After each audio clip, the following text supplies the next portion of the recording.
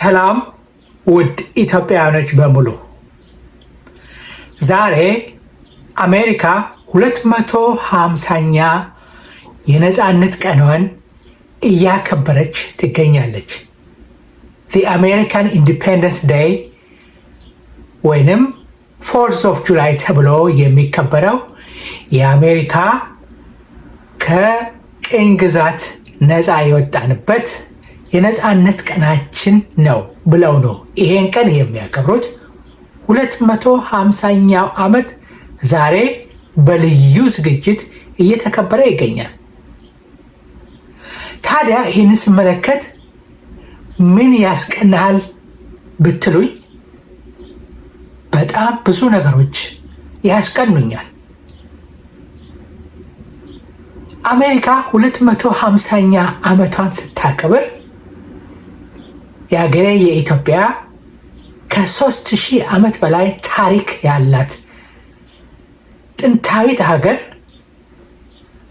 አሁንም በተለያዩ ችግሮች ቁልፍልፍ ብላ የምትታይበት ሁኔታ እጅግ ልቤን ያደመዋል።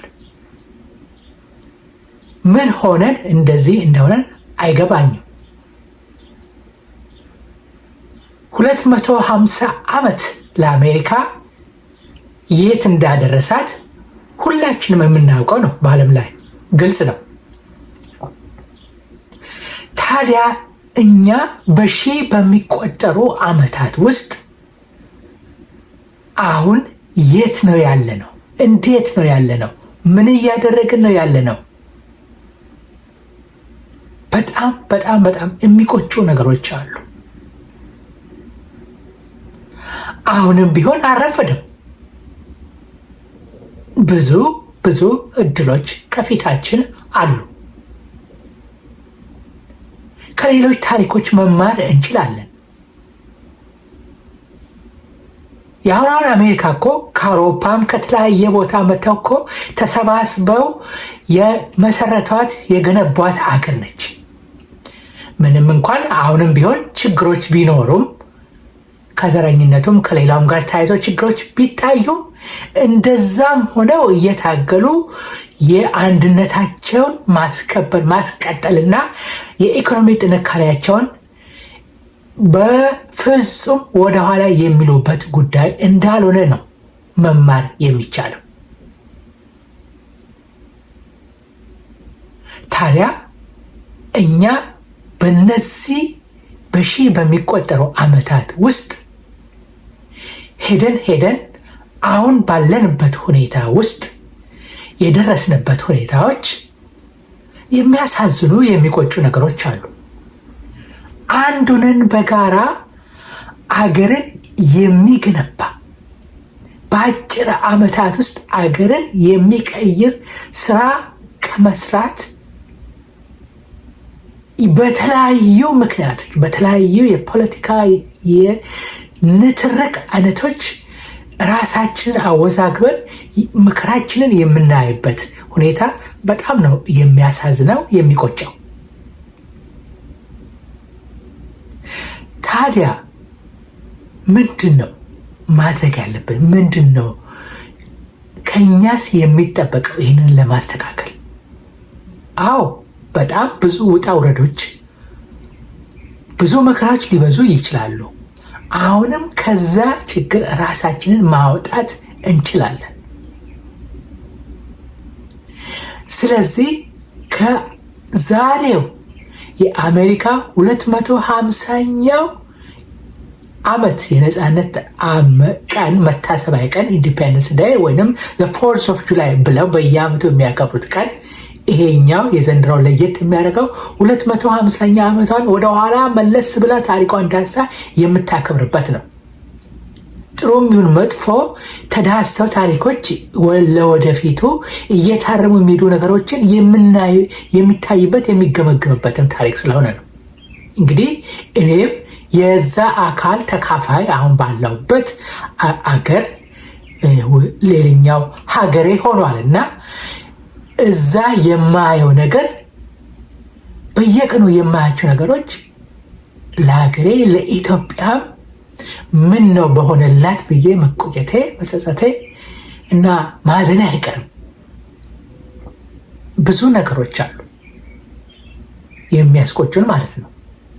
በኢኮኖሚ፣ በማህበራዊ ኑሮ፣ በፖለቲካው ምስቅልቅል ብለን ወደኋላ የቀረንባቸው ብዙ ስንጓተት የቆየንባቸው ነገሮች ስላሉ ለምንድን ነው እነዚህን ቀርፈን እንደ አዲስ ታድሰን አገራችንን ገንብተን ማህበረሰባችን ህዝባችንን የተሻለ የኑሮ ደረጃ ላይ ለማምጠት የተሳነን የሚለው ነገር በጣም እጅግ አሳሳቢ ነው እና ዕለቱ ለአሜሪካ ልዩ መታሰቢያ ነው።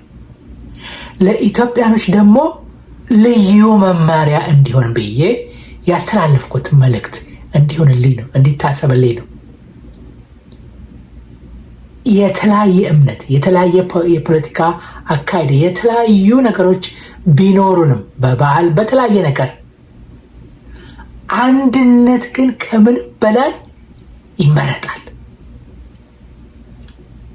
በብዛት ሆነን አንድ ሆነን የምንሰራው ነገር ውጤታማ ያደርገናል። በዚህ አትጠራጠሩ።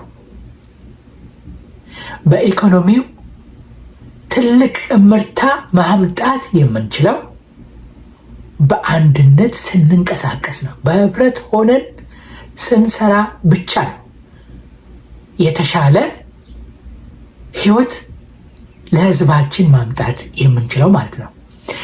ይሄ ቀን ይሄ 250ኛው የአሜሪካ የኢንዲፔንደንስ ዴይ ወይም የነፃነት ቀን ወይም ፎርስ ኦፍ ጁላይ ተብሎ የሚከበረው ቀን ለኢትዮጵያኖችም ሌላው መስፈንጠሪያ እንዲሆን ብዬ የምመኝበት ቀን መታሰቢያም እንዲሆን ነው። ከጥቂት ቀናት በኋላ የሐምሌ ወር መጀመሪያ እንገባለን። ከሐምሌ ወር ነሐሴ፣ ጳጉሜ ብለን ወደ ቀጣዩ አዲስ ዓመት የኢትዮጵያ አዲስ ዓመት መዳረሻችንም ወቅት ስለሆነ ለአዲስ ዓመታችን ምን አዲስ ነገር እናምጣ፣ እንስራ፣ እናድርግ። በተለይ ከሰላም ሁኔታ ከጸጥታ ሁኔታ እንዴት እናድርግ፣ እንዴት እንለወጥ፣ መሰረታዊ ለውጥ እንዴት እናድርግ ብለን ሁላችንም ከልባችን ሆነን የምናስብበት በተግባር የምናሳይበት ወቅት እንዲሆን ከፍተኛ ምኞቴ ነው። ይህንን እንደ ቀላል የምናየው ጉዳይ አይደለም። ስለዚህ ለኢትዮጵያ የምንመኘው ሰላም፣ ብልጽግና፣ እድገት ነውና ይሄ ደግሞ እውን መሆን የሚችለው በአንድነታችን ብቻ ነው። አንድ ስንሆን ነው። ችግሮች ይኖራሉ፣ አለመስማማቶች ይኖራሉ፣ የፖለቲካ ልዩነቶች፣ የተለያዩ ልዩነቶች ይኖራሉ። እነሱን አስተካክለን አጣጥመን ከሰራን ግን ከትላልቆቹ አገሮች መማር እንችላለን። ከነ ቻይና በጣም ብዙ ሕዝብ ያላቸው ሌሎችም ታላላቅ አገሮች አንድ በመሆናቸው በመሰባሰባቸው ትልቅ የኢኮኖሚ የእድገት እምርታ አስመዝግበዋል። ከዚህ በተግባር መማር ይኖርብናል። ስለዚህ ጊዜያችንን እንጠቀም። ለማያስፈልግ ነገር አቅማችንንም ጉልበታችንን ሀብታችንም ከስክሰን ራሳችን ከምንጎዳ ከዚህ ወጥተን ራሳችንን የምንለውጥበትን መንገድ መያዝ ይኖርብናል። መልካም አዲስ ዓመት ከፊታችን እንዲመጣ ምኞቴ ነው። መጪው የኢትዮጵያ አዲስ ዓመት 2019 ፍጹም ሰላም የሚሰፍንበት ዓመት እንዲሆን ትልቅ ምኞቴን በዚሁ አጋጣሚ ማስተላለፍ እፈልጋለሁ። ያምን እውን እንዲሆን ሁላችንም በየዘርፋችን መስራት ይጠበቅብናል። መልካም ቀን ይሁንልን። አመሰግናለሁ።